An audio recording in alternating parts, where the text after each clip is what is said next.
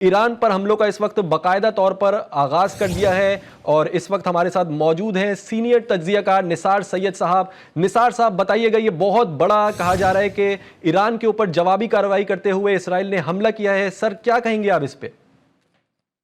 جی، اسرائیلی جو فوج ہے اس نے دعویٰ کیا ہے کہ اس نے 7 اکتوبر کے جو حملے تھے اسرائیل کے خلاف حماس کے، اور اس کے بعد مختلف محاذوں پر جو اسرائیل کے خلاف حملے جاری تھے، اس کے جواب میں اس نے ابھی ایران پر حملے کا دعویٰ کیا ہے اور کہا ہے کہ انہوں نے ایران کے مختلف اہم فوجی انصبات اور آئل ریفائنریز کو نشانہ بنایا ہے، لیکن جو ایران کے سرکاری ٹیلی ویژن اور دیگر ادارے اس حوالے سے کوئی تصدیق کرتے دکھائی نہیں دیتے، بلکہ جو اس وقت ویڈیو سوشل میڈیا پہ پوسٹ کی گئی ہیں اس میں دکھایا جا رہا ہے کہ تہران کے معمولات زندگی بالکل نارمل ہیں، اور سائرن کی آوازیں سننے کے بعد ایرانی شہری اسرائیلی شہریوں کی روش کے برخلاف بینکر میں چھپنے کی بجائے شاہراہوں پر نکل آئے ہیں، اور وہاں پر جو ہے زندگی اور زیادہ جو ہے پرہجوم ہو گئی ہے۔ تو اس لیے وہاں پہ کوئی خوف کے امکانات پائے نہیں جاتے۔ البتہ اسرائیل کی جانب سے یا مغربی میڈیا کی جانب سے ایک ویڈیو شیئر کی جا رہی ہے کہ جس میں دکھایا گیا کہ ایران کی آئل ریفائنری کو نشانہ بنایا گیا اور دھماکے کے بادل دکھائے گئے ہیں، لیکن وہ تصویر بھی جو ہے وہ 2021 کی بتائی جا رہی ہے سوشل میڈیا پر، کہ وہ 2021 کی اسرائیلی ٹائمز کی رپورٹ ہے کہ جس میں ایرانی آئل ریفائنری پہ حملہ یا دھماکہ ہوا تھا، جس کی تصویریں اس وقت شائع کی جا رہی ہیں۔ تو اس وقت جو مشہد اور تہران ایئرپورٹس کو نشانے بنانے کی جو دعوے اسرائیل کی جانب سے انآفیشل سامنے آئے تھے،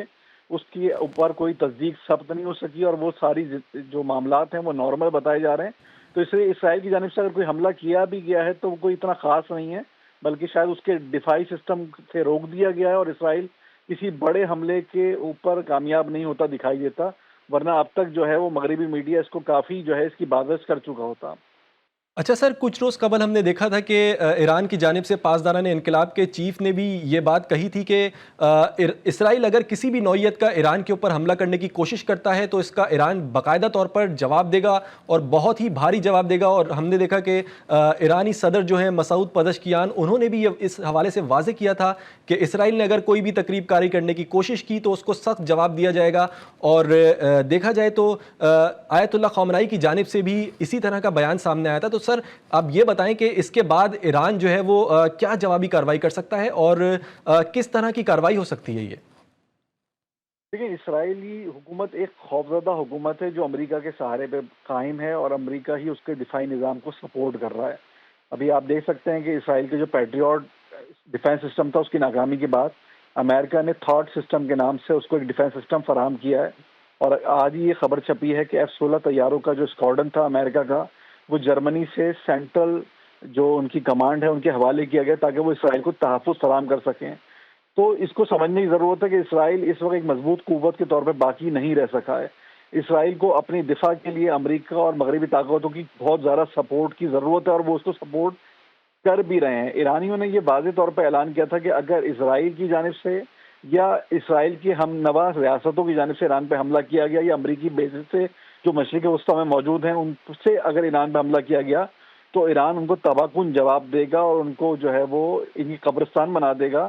تو اس کے بعد سے ہمیں یہ دکھائی دیتا ہے کہ ایران کے اوپر مشرق وسطیٰ کے کسی ملک سے حملہ نہیں کیا گیا، اور نہ ہی امریکن بیسز ظاہراً اس میں استعمال ہوئی ہیں، بلکہ امریکہ اسرائیل کو ایک پروٹیکشن تو فراہم کر رہا ہے، لیکن وہ براہ راست جنگ میں شامل نہیں ہونا چاہتا، کیونکہ سب کو پتا ہے کہ اگر جنگ بڑھتی ہے تو دنیا اس بڑی جنگ کی متحمل نہیں ہو سکتی، کیونکہ ایرانی پہلے ہی یہ اعلان کر چکے ہیں کہ اگر ان پہ حملہ کیا گیا تو وہ آبنائے ہرمس کو جو ہے وہ دنیا کی پیٹرول کی جو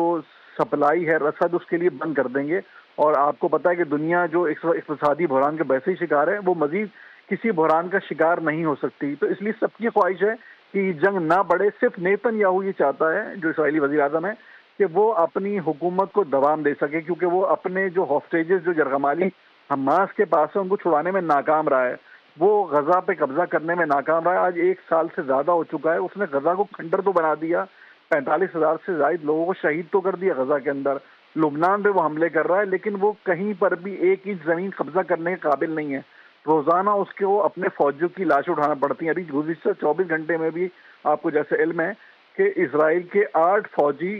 ہلاک ہوئے ہیں، 60 زخمی ہوئے ہیں، 5 لبنان میں ہلاک ہوئے ہیں، 3 غزہ میں ہلاک ہوئے ہیں۔ تو اسرائیل کی جو فوجی سپریمیسی ہے اس کو ان جو مزاحمتی تنظیم ہے جسے آپ کہہ سکتے ہیں حماس اور حزب اللہ نے تہس نہس کر دیا ہے۔ اسرائیل اس قابل نہیں رہا کہ وہ ان تنظیموں سے مقابلہ کر سکے، چہ جائے کہ وہ ایران جیسی ایک بڑی طاقت کا مقابلہ کرے، وہ بھی تنہ تنہا۔ تو اسرائیل کو یا نیتن یاہو کو فیس سیونگ چاہیے، اور وہ فیس سیونگ کے لیے اسی جدوجہد اور کشمکش میں مبتلا ہے کہ اسی طریقے سے وہ پیس ڈائلاگ یا جسے بول سکتے ہیں جنگ بندی سیز فائر وہ اپنی شرائط پہ کر سکے۔ کل بھی آپ کو پتا ہے کہ بلنکن جو ہے امریکہ کے وزیر خارجہ، وہ قطر بھی گئے، سعودی عربیہ بھی گئے، اور انہوں نے وہاں پر سیز فائر کی بات کی،